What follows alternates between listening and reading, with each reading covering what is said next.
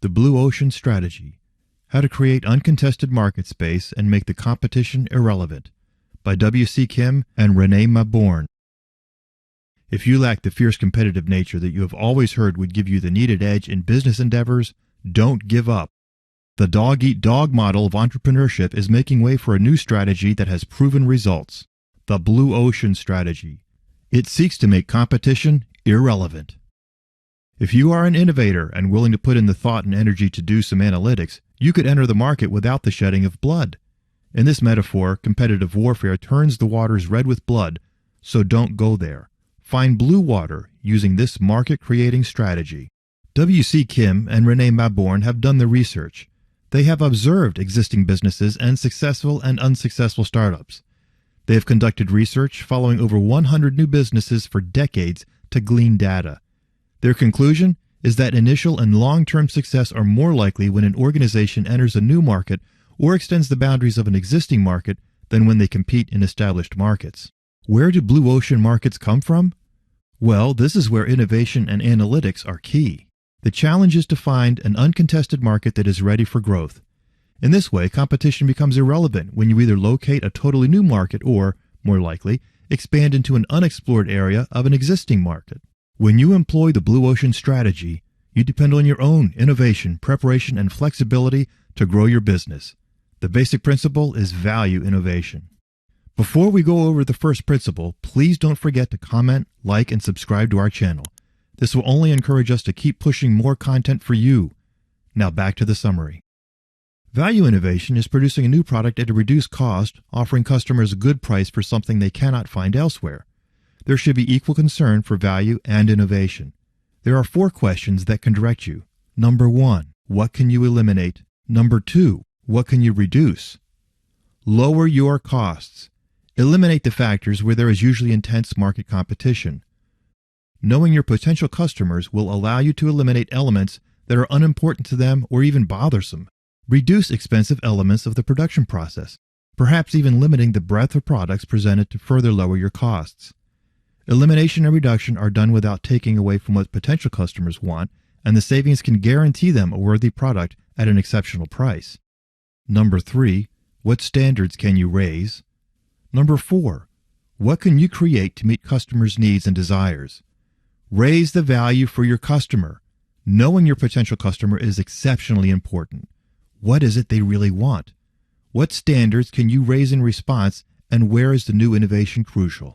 One example the book used for creating a blue market is Cirque du Soleil. The circus market was still functioning, but interest was dropping, operation and travel costs escalating, and distaste for the animal acts mounting. Cirque du Soleil developed a market beyond the boundaries of the circus market, addressing customers' desires. They eliminated the animals and the constant travel. They reduced the number of famous performers required. They added new standards in performance based on dance and ballet and raised the level of the acrobatics. What they developed was an innovative performance show that drew a new audience, one willing to pay higher prices for tickets than the circus audience had. They have been very successful. They did not compete with circuses, but operated on the outskirts of their customer group, modifying elements to create something new. When employing the Blue Ocean Strategy, you will not be seeking to steal customers because you have developed a new market. When operating just outside the boundaries of another market, you seek to attract the infrequent customer or even the non-customer, people perhaps on the outskirts of your general market or those from related markets who may not even know about your market or have avoided it for some reason.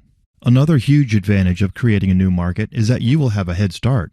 Competition is sure to arise, but when others desire to enter and compete in your market, they will be playing catch-up for years. A great example of this is 5-Hour Energy Drink, sold in 2-ounce bottles. They innovated at the boundaries of the energy drink market, addressing the issue of customers who avoided energy drinks because of the amount of liquid they had to drink to get the energy they wanted. The 2-ounce bottled product met a need and has been in the lead over big-name companies like Coca-Cola and Red Bull, still holding the top spot in their market. If the concept of blue oceans is appealing, you will appreciate the nuts and bolts that Professors Kim and Mauborgne provide. After providing the reader with 8 overarching principles, they include a number of framework charts and analytic tools so that you won't be blindly searching for the blue waters. Principles 1 through 4 are for the pre-launch planning stage. Principles 5 through 8 are for the execution stage, launch, and beyond. Here are the 8 principles in a nutshell. Formulation principles. Reconstruct market boundaries. Focus on the big picture, not the numbers. Reach beyond existing demand. Get the strategic sequence right. Execution principles. Overcome key organizational hurdles. Build execution into strategy. Align the value, profit, and people propositions. Renew blue oceans. As you tackle the formulation principles, you will find helpful tools in the book. 3 tools are connected with 3 first steps. The strategy canvas is used to build your business strategy, but it can also be a diagnostic tool. It basically compares your business with competition in 8 different areas, thus yielding important data in an easy-to-visualize manner. The 4-action framework is used to present 4 questions that lead to innovative value. They deal with the eliminating, reducing, raising, and creating questions shared earlier. The eliminate, reduce, raise, create grid follows to give you a graphic view of your answers to the 4 questions. The idea is to push you to act on all 4, thus producing the total effect of a new value curve. These lead you to the deeper work of finding your blue water market. The next step is quite complex, but clearly lined out in the book as the 6-path framework. The 6-path framework pushes you to leave no stone unturned in your examination of competitive fields and helps you remake market boundaries. Briefly summarized, the paths have you examine alternative industries that serve a purpose similar to yours, assessing their product's price and performance and the chain of buyers, influencers, purchaser, and consumer. You will then try to locate any customer pain points, assess emotional and functional appeal, or lack thereof, and finally project what these trends will look like into the future. These are just the tip of the iceberg when it comes to practical tools provided in Blue Ocean Strategies, but it should be enough to let you know the book is not just theory. The authors provide the nuts and bolts of making this strategy work for you. Winning in a knockdown, drag-out fight does not need to be the benchmark for business success. Not if you are willing to add analytical diligence to innovation in order to find the blue waters.